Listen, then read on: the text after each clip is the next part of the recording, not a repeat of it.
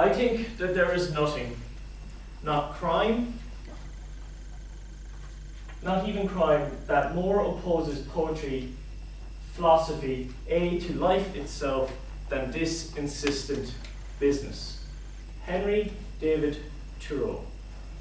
Madam Toastmaster, Mr. President, fellow Toastmasters and guests, business has long been seen as something only in existence to make profit. Companies purely exist for the benefit of shareholders and to the detriment of everyone else. That to be successful in business, you must make a profit at any cost. Well, this isn't true, ladies and gentlemen. Values are changing, times are changing, and business can be and is good. I've recently started reading Richard Branson's latest book, and it's not an autobiography this time. He's quite a few of those. This book is entitled Screw Business as Usual, and in it, Sir Branson puts forward a new model for economics, a model he calls capitalism, 24902, not to be confused with Beverly Hills 90210. The basic concept behind this model is very simple. Entrepreneurs setting up business. Basic capitalism exists all over the world. But these businesses are set up with not only the objective of making a profit, but also solving political, social, and other ailments of society that plague the world over. Now, businesses, you might be thinking, how can this be done? Well, the first business I'll show you, and for any of you who are down at the district conference, you see this. This is the paper bag, or the newspaper bag even. This is a business in operation in India. It's run by an NGO, and the bags are actually distributed through Ireland and the UK by the indiashop.co.uk. Now that I've got my commission out of the way, we can continue with the rest of the speech.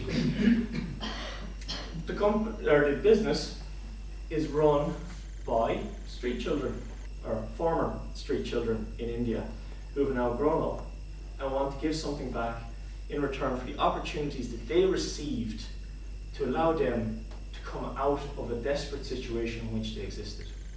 So now these elder street children, who have children of their own, I've set up this business where they take recycled newspaper, incredibly eco-friendly, in India.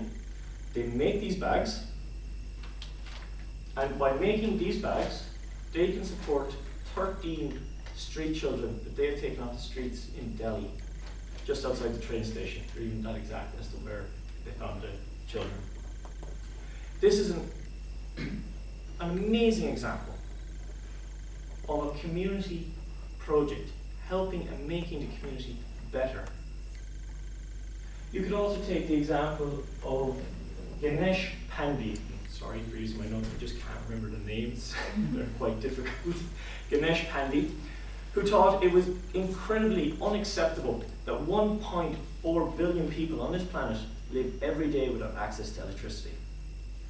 400,000 of these people, it's like 400 million I think it was, somewhere around there, these people lived in his area of the world, near India, and he found that this was a travesty. That these people, one, lived without electricity, which was completely destroying their local economies. It was causing negative economic growth. And secondly, they were actually having incredibly intricate health problems from the methods that they used for cooking with oil in small huts. So what did he do?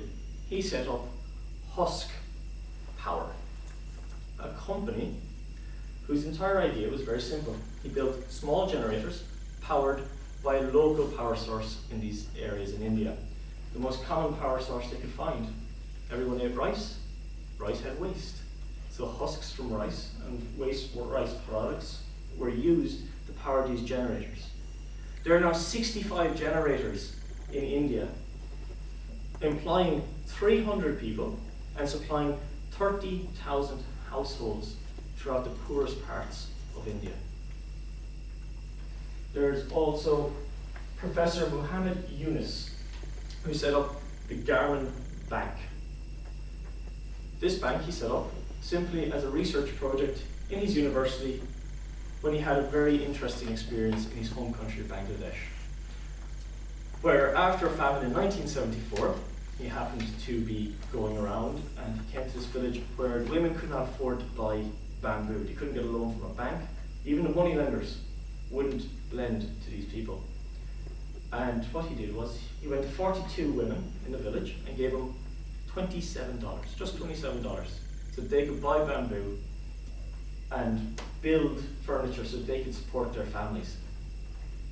And very simply, he was sitting down, he didn't think any more about it, until these 42 women came back to him and handed him back $27 to his shock and surprise.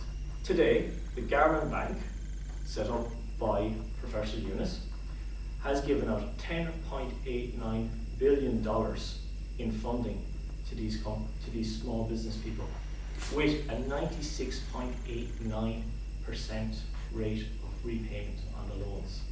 Now that's shocking when you think about the rate of default in many Western countries at the moment.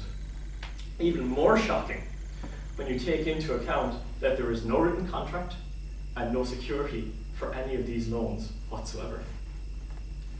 Richard Branson himself has set up the Branson Entrepreneurial Centres in South Africa.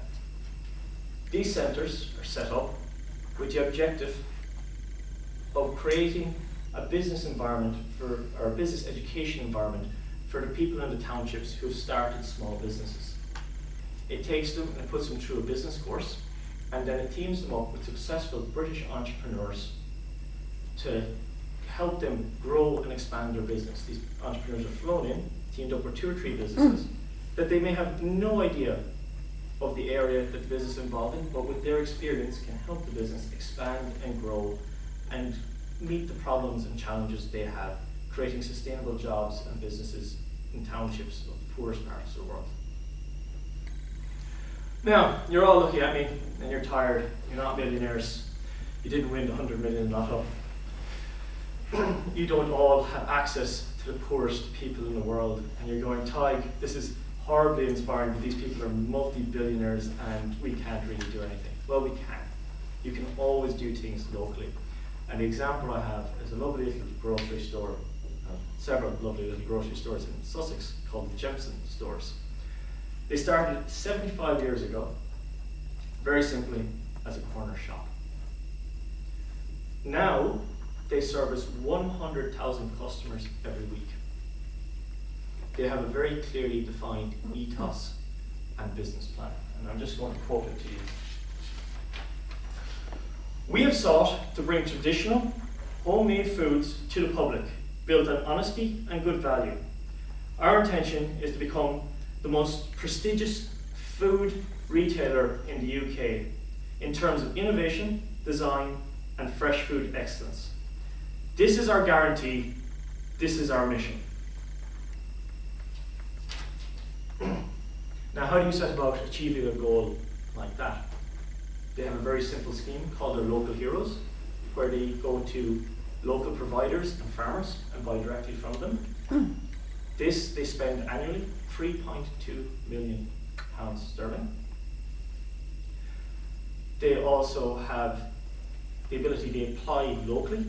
Every one of their employees is put through a highly effective and efficient training program or apprenticeship, which means that all their meat counters or food counters are